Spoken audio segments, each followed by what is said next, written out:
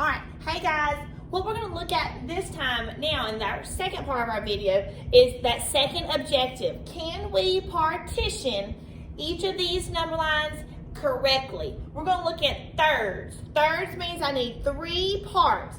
Now, you'll notice I'm going to go ahead and put my 0 and my 1. 0 and my 1. Now, I need 3 equal parts on this fraction number line. That means I cannot just have lines like this, because we've learned last week if we need 3 parts, we will draw 2 lines. Well, these parts show this, guys. Are those pieces, are they equal? No, they're not equal. Remember, all fractions start as a whole, and every piece has to be the same size or close to it. So let's see if we can take this number line and model the correct way to partition it with thirds, okay? If I need thirds, I need 2 lines. I'm gonna draw 2 lines.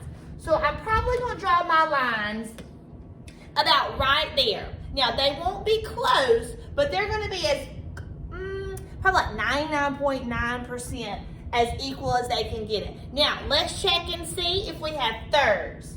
1, 2, 3. Excellent job. On your independent work from Friday, you had to label each section. So what Ms. Precise means is that this is a third, this is a third, and that's a third. Each of these sections are a third. So make sure you listen to my vocabulary. Each of these sections are a third, because on today's independent work, you're going to need to know what these lines represent, okay? So each section of this number line represents a third of this section, okay? All right, let's go to halves. That's that vocabulary where we talked about before you left. Halves means I need 2 parts. We usually say seconds, but when you talk about partitioning in fractions, we don't say we need seconds, unless you say you want a second helping of supper. But if we need 2 parts, then we call that halves. We learned on Thursday's video, halves is always cut down the middle.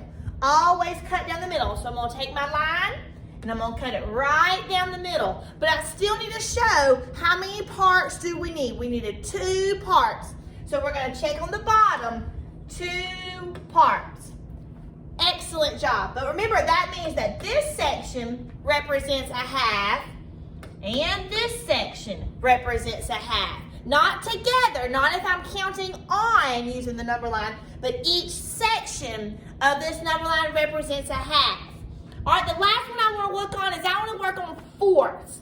Fourths. If I need 4 equal pieces, how many lines will I draw? I'm going to give you 3 seconds. All right, tell me. 3. I'm going to draw 3 lines. 1, 2, 3. That's going to give me 4 equal parts, but I need to check it and see.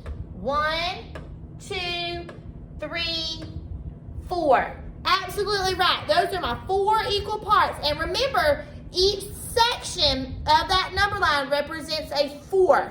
So I would have 1/4 here, here, here, and here. Excellent job. So each section of this number line is a fourth, okay? Now we're going to look at what if we kept counting on using the number line. What do these lines represent if I keep counting on the number line, okay? For this next part, boys and girls, I want you to have a piece of paper and a pencil, okay? So I'm going to go ahead and start the next video, but a piece of paper,